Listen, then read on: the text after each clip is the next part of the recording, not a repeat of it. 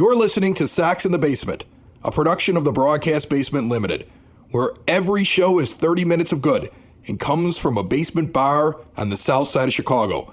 Pull up a stool, pour a cold one, and join us right now for Sox in the Basement.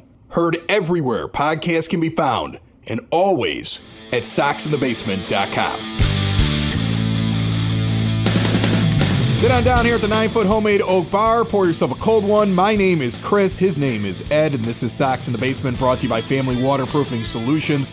Remember, the phone number's right there on the logo for Sox in the Basement. You can also visit their website, famws.com. Mention Sox in the Basement, and you will get money off. They are there for all of your foundational and waterproofing needs. Good people that we constantly hear about from fans who say, we listened to the podcast, we heard about Family Waterproofing Solutions, we called them, our problem was fixed. Thank you. And you know what? I didn't do anything. I just mentioned them. Check them out. Once again, famws.com. My friend, you wrote a blog on soxinthebasement.com, your Mismatched Sox blog, and you determined after many, many paragraphs that the secret to fixing the White Sox was getting rid of Dylan Cease. That's it. Everything gets better once you get rid of Dylan Cease. The offense, the defense, the pitching, everything gets better when you get rid of Dylan Cease. Well, not quite everything like that, but yeah, you know what? Dylan Cease, to me, stands out as sneaky being the biggest problem the Sox have right now, because his 3 starts, he's only made it into the 5th inning. He's gone 4 2/3 each time. He's caused the bullpen to have to be stretched out at times when it didn't need to be stretched out. It's caused Jose Ruiz to have to come in critical situations that you wouldn't want Jose Ruiz coming into. And it's just set the tone for guys to be misused, and it's caused, I think, a lot of the late inning meltdowns that the bullpen has had have been trying to keep up with Dylan Cease, because he's not just throwing out clunkers. He's putting them in positions to have a win, but he just can't get late enough into the game to get to the bullpen in a way that makes any real sense. And I propose that, if you make him the long reliever and maybe tandem Kopech and Crochet, or at least get somebody who can get there and get into the 6th inning as a starter and get all 5 of them going, that you're going to have a little bit better result on the bullpen, and that is going to take, I think, pressure off the hitters ultimately too. I don't quite get into it on the blog, but yeah, sure, you know what? If the pitchers are going really well, the hitters are going to feel like they don't have to score, and they're not going to be pressing as much. And I think that's some of what happens with the hitters too early on. Is right now, Jose Abreu, I don't know what you're seeing. I know that Steve Stone and Jason Benetti were kind of talking on the broadcast that he is always a slow starter. I did note that, 2 years ago in April, he was only hitting 192, but he's pressing early on, and Moncada's pressing, I think, early on.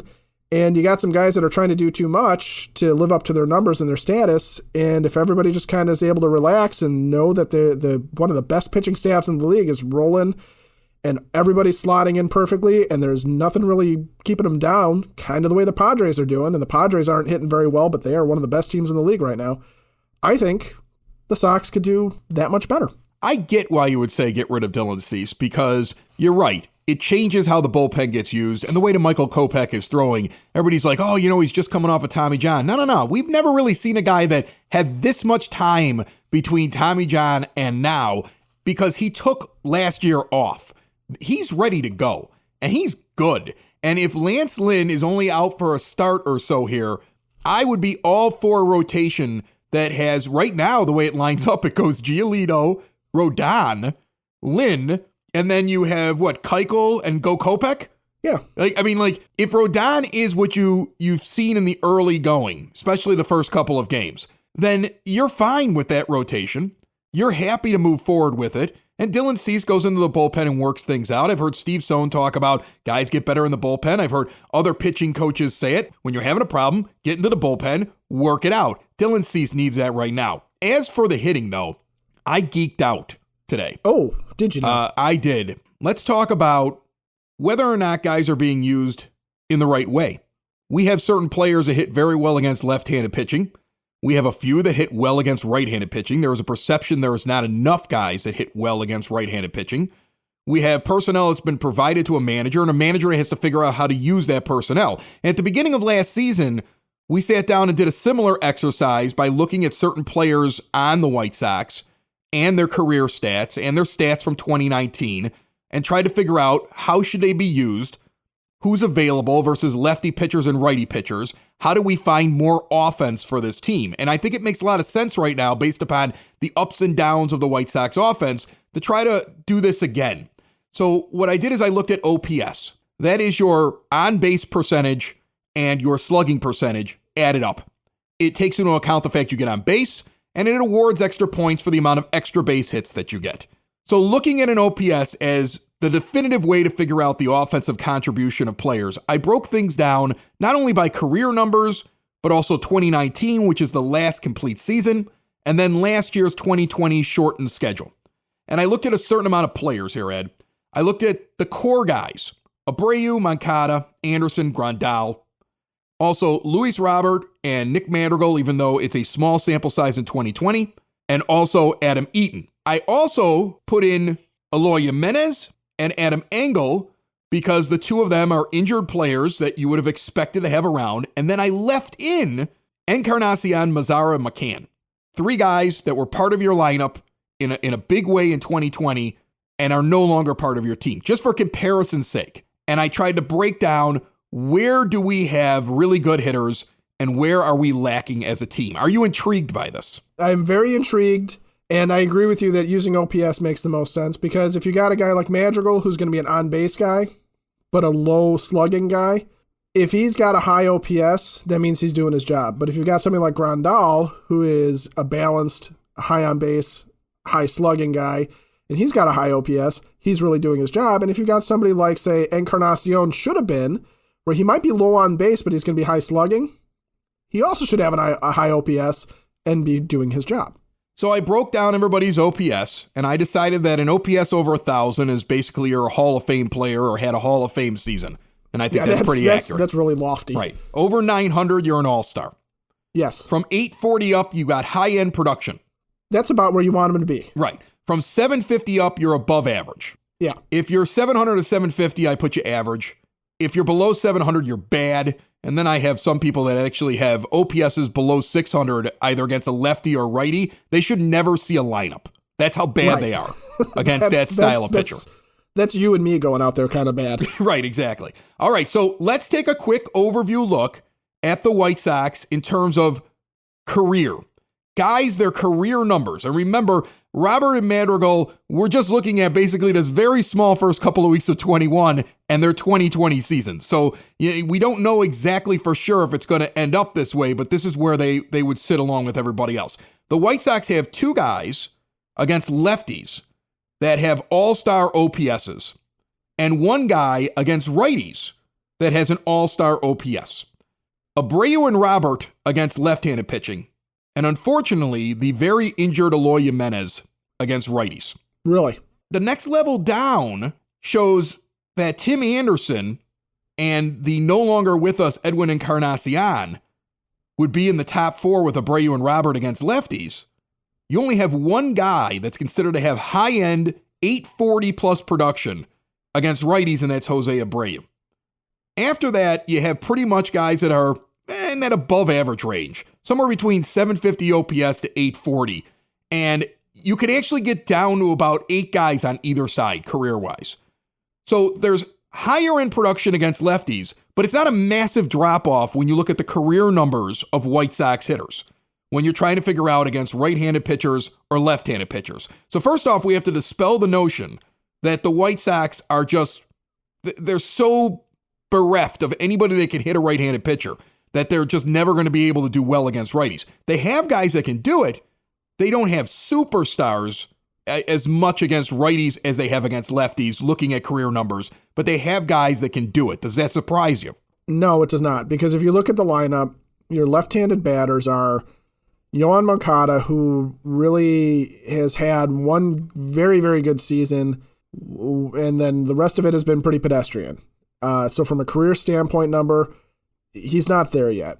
Yasmani Grandal is an above-average production guy overall, but he's not a superstar guy. He just is one of the best catchers in Major League Baseball, both at the plate and behind the plate. So he gets high praise for that based on positionality, but not overall, not compared to like your first baseman, outfielders, things like that. And then the other lefty bat that's in there is Adam Eaton, who is an above-average major league hitter, but is not a superstar hitter and never has been. He's just a really good guy to have in your lineup when he's doing his thing, which is kind of what we've been seeing the first couple of weeks of the season. So this team definitely lacks superstar left-handed thump in their lineup. They don't have a superstar lefty bat.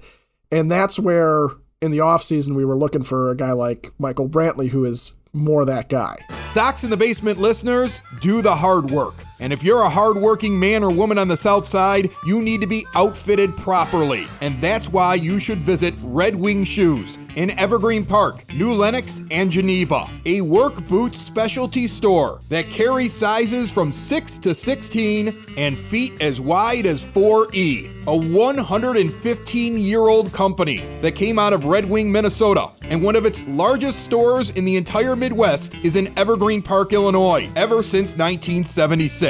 When you're on your feet, the footwear is everything. So why not get an expert fitting? They warranty, repair, and offer free conditioning with laces. And they also carry Carhartt work clothing as well. Located at 3347 West 95th Street in Evergreen Park, Illinois, at 208 East Maple Street on Route 30 in New Lenox, or at 1749 South Randall Road in Geneva. Visit them today. You work hard. You've earned it. Red Wing Shoes. The White Sox, for career numbers, only have 7 guys with an OPS of 750 or higher against left-handed pitchers out of this entire list. And guess what? 2 of them are no longer on the team in Encarnacion and McCann. Remember, I'm keeping those 3 guys at left. Right. And Jimenez is injured. Right. So you only have 4 players right now against left-handed pitchers that are actually a 750 or over OPS, which makes it astounding how well this team does against left-handed pitching, because if you look at them over their careers, this shouldn't be happening. And yet it is happening, which is incredible. But let's look at 2019, where that's the last full season that the White Sox had, and you can see how the White Sox were probably, as a front office, reacting to 2019 numbers because they're a little bit different. In 2019, looking at this list of players, current and 3 former ones from last year, the White Sox had 3 guys over 900 with an OPS against left-handed pitching. And Jose Abreu in 2019 was over 1,000. Hall of Fame levels in 2019 against lefties. Okay. All right? Encarnacion and Grandal would have ranked 2 and 3 on that list against left-handed pitching. All 3 of them with an OPS of over 900. Then you got 4 guys afterwards in McCann, Moncada, Anderson, and Engel that all were 840 plus OPSs. But of those 7 guys that are your top 7, 2 of them are gone and 1 of them is injured in the form of Adam Engel. Luis Robert and Adam Eaton round out the top 9, and they at least have OPSs over 750. So it looks really good from the left-handed side. On the right-handed side in 2019, Yoan Moncada is the only guy of an all-star caliber 900 plus OPS against righties in 2019. Tim Anderson got an 840. The next 3 guys on the list, Mazzara, Encarnacion, no longer on the team, Jimenez injured. If you look at the White Sox 2019 stats, the last full season, your 3rd, 4th, and 5th best hitters against right-handed pitching do not exist. Because if you took Mazzara's numbers, even though he wasn't on the team in 2019, Encarnacion's numbers, even though he wasn't on the team in 2019, and Eloy Jimenez in 2019, and you said, this is what we're going to expect, the White Sox didn't get it, first of all, from Mazzara and Encarnacion, but they're not on the team anymore, and Jimenez is injured.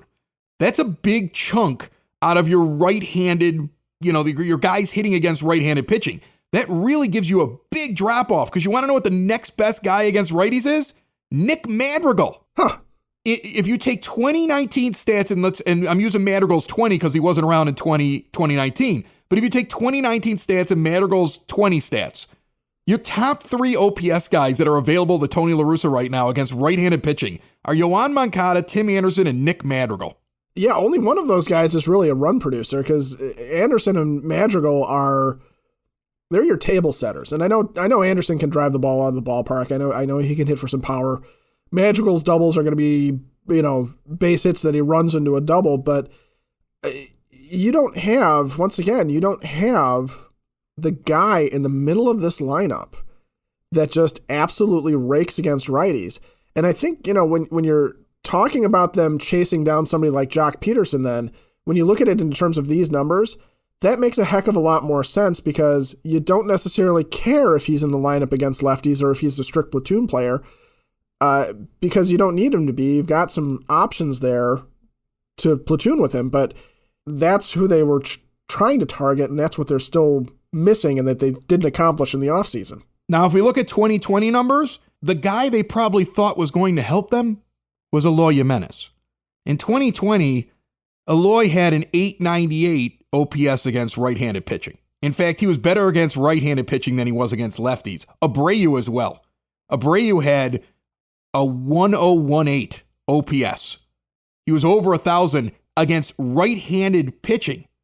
Remember, in 2019, he was over 1,000 against lefties. He flipped it in the shortened season in 2020. So the White Sox might have had hope, but everything's coming back down to earth now because here are your top 5 guys, and the only 5 guys using 2020 stats that had a 750 or higher OPS against right-handed pitching in 2020. Abreu at 1, Jimenez at 2, Adam Engel at 3, Nick Madrigal at 4, and Adam Eaton at 5. Those are the only guys in 2020 against right-handed pitchers that had an OPS of 750 or higher. And that should have sounded off alarms. That should have frightened everybody in the front office, like, where do we find it at? When you lose Jimenez, and when Adam Engel gets himself injured, so he can't even fill in for Jimenez because he could have at least given you, something against right-handed pitching. It's Abreu, who's regressed back to what he normally does, better against lefties than against righties, and then Madrigal and Eaton. And they're not killing it. They just happen to be a little bit above 750. That's your team in 2020. That's not even looking at the 2021 numbers, which are even more stark, that show that the team can't hit righties. And here's the thing that jumped out at me right away. The use of Yasmani Grandal at this point. Yasmani Grandal has been barely used against left-handed pitchers.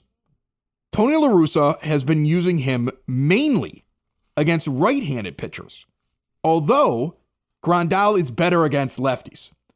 For his career, he's better against lefties. His 2019 numbers, he had a 926 OPS against lefties versus an 813 versus righties. And in 2020, a 905 OPS against lefties versus a 744 against righties. He's not being used, though, against lefties.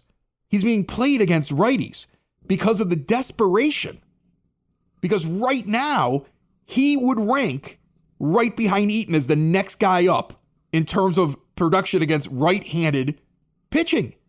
You would normally sit there and say, we're going to have Zach Collins go do that against every once in a while. When he needs a break, give him his breaks against righties.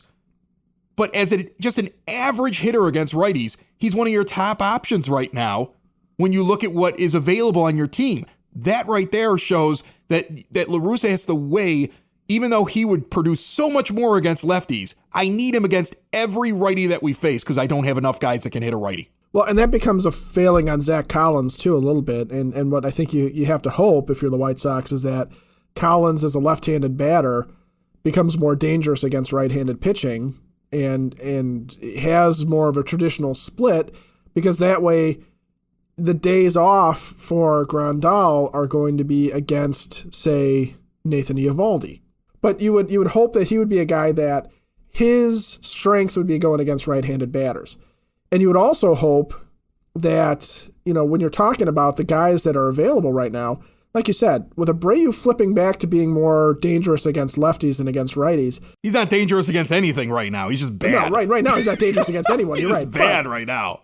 But I think he'll get there. I think he is a notoriously slow starter. But the other guy on that list that I'm really worried about is Adam Engel, because you're basing that only on his 2020, that shortened season, where we all kind of looked at Engel and went, hey, maybe this guy's figured it out, and maybe he's turned a corner and become, potentially a major league starting outfielder. But the reality is that we've never seen that over a full season. And I'm curious when Engel comes back, if he comes out of the gate looking like he did early on in the spring, looking like he did all last year, and he is hitting righties and lefties fairly equally, which is what the split was, I think, for him last year. If I'm hearing you right. Adam Engel against left-handed pitchers, his OPS would be in the top 9 batters that you could send out there, but he'd be towards the bottom if you went with his career numbers, his 2019 numbers, and or his 2020 numbers. Against righties, his career numbers and his 2019 numbers, he wouldn't even make the list of the top 9 batters you could send out there. In 2020, he was the 3rd best. So, he becomes very valuable if 2020's real. 2020's not real. He's a guy who platoons. And real quick, I want to jump in and apologize to a guest that we were going to have on today that we're going to have on this weekend instead, and that's because this deep dive is so intriguing to me. There's no way I'm breaking into the 30 minutes that is Sox in the Basement. It's a great interview. I can't wait to give it to all of you. Tom Borowski, known as @Tom_Paints, painted me a picture of Luis Robert and sent it to me so I could hang it up here in the bar. So it's right here now when we record Sox in the Basement. Tom is going to be joining us to talk about all these unique pieces of artwork that he puts together to celebrate his favorite team. He will be one of our guests this weekend. Remember, the show comes out every Wednesday and every Saturday. A guy who puts out a podcast only once a week by the name of Butch Zemar will have a new episode this week of the Zemar Podcast. What's it about? Insurance. Before you get worried about that and go, wow, that's boring. I never understood how my health insurance works,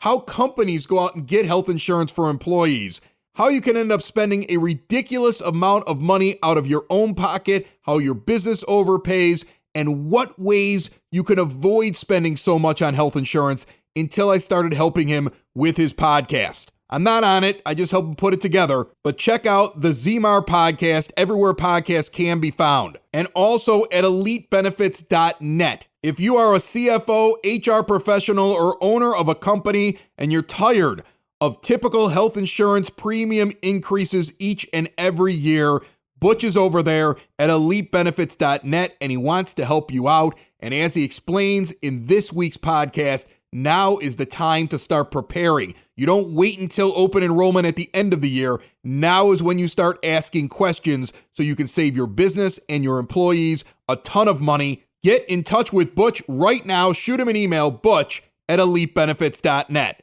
You hit it on the head when you said, some of these guys, you can look at their career numbers and they just need to be what they've always been. Jose Abreu or Adam Eaton, guys with long track records. We know what they are. They just need to be themselves. That's why they're here in the lineup.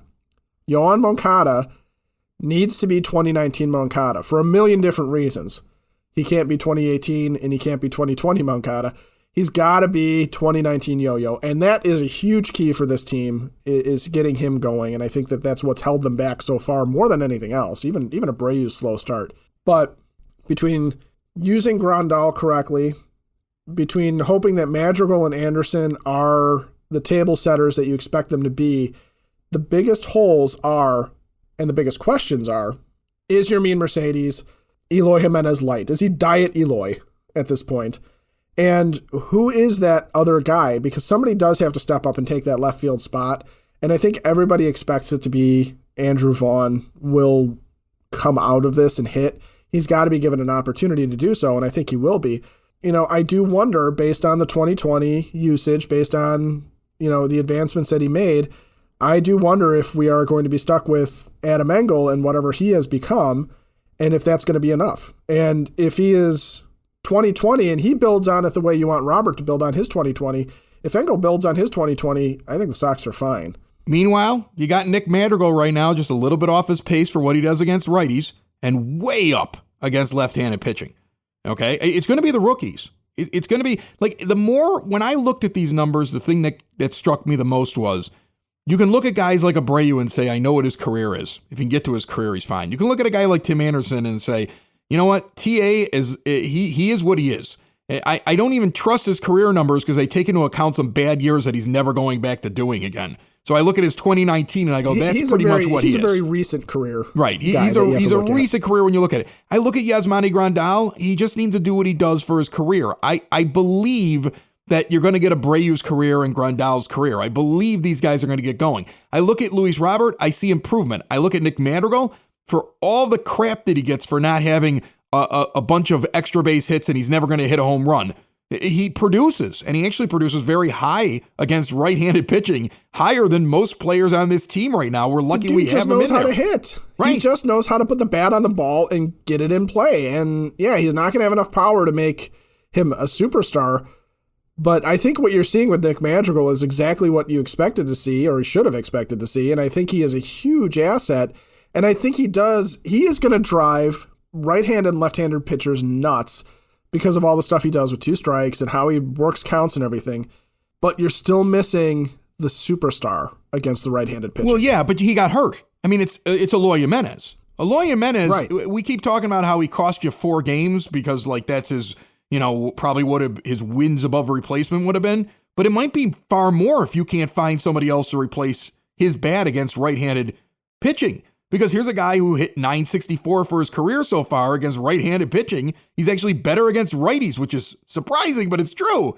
He's much better against right-handed pitching than he is against left-handed pitching. And here's a guy that's in your top 5 in 2019 when you look at him versus right-handed pitching. And here's a guy who, once again, last year was right around 900 against right-handed pitching. This is what he does. He hits righties. He's your thumper in the middle against a right-handed pitcher.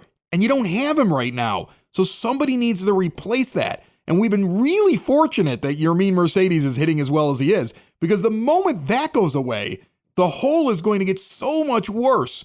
So the only thing La Russa can do right now, I mean, I saw his Tuesday night lineup. It made sense to me.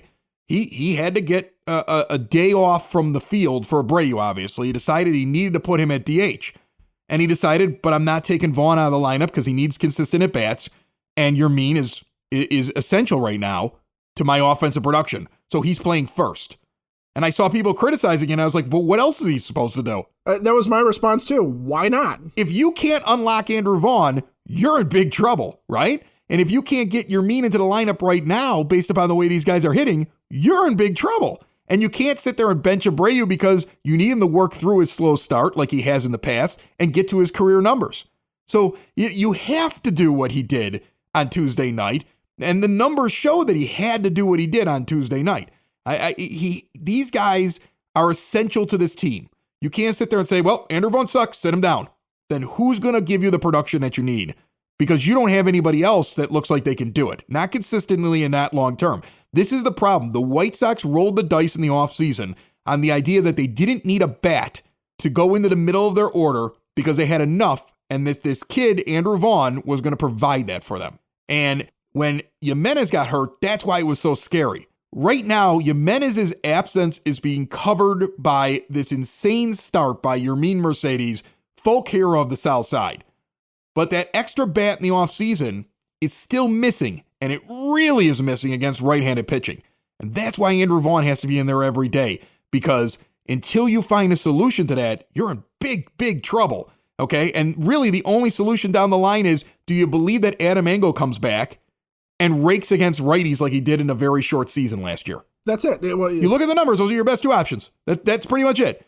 And then you're still waiting on Moncada to go back to what he was doing in 2019. So there's a lot of ifs and ands and whats and huhs, and you're still sitting around 500. So I'm not even looking at the record right now. The record is meaningless. What I need to do is start seeing, like, where's that big production going to come from, especially in the middle of the order, and where is it going to come from when they have to face a right-handed pitcher? And which one of, and this is the dice roll, which one of the young, unproven bats that the Sox said were going to be on this roster all season long, which one of these guys is going to step up and grab it? And it no pressure, Rooks, just. No, you know who the pressure's on? The pressure's on the front office, because they're the ones that rolled the dice on all these guys. They're the ones that said this was going to happen. That we didn't need to worry about this. We didn't need any more players. My team's on the field. Remember that? Oh, yeah. So, I mean, like, the pressure's on the front office. The pressure's on Rick Hahn. The pressure's on the guy that actually had to build the team. And right now, he's got to figure out how and I'll go back to this, because at some point, if it doesn't work out right away, it's going to be, well, look, we lost Eloy. All right, fine. But as those numbers show, there were other hitters against right-handed pitchers that you needed to find to insert into that order in the offseason. And right now, I don't know where they're at. You're literally, as a White Sox fan, watching the score, but you're also saying, how is Yo-Yo doing against righties? How is Andrew Vaughn doing in total, but also against righties? Can Zach Collins start to hit better against righties or hit better in general so that Yasmani Grandal could take his days off against, if Collins can just hit well against righties, you can get even more out of Grandal because he won't be resting all the time against lefties. Here's a guy he's better against lefties. He has to be used against righties, though, because of your deficiency right now, hitting against right-handed pitching. That's a glaring thing. So there's all these issues early on in the season that have to be worked out.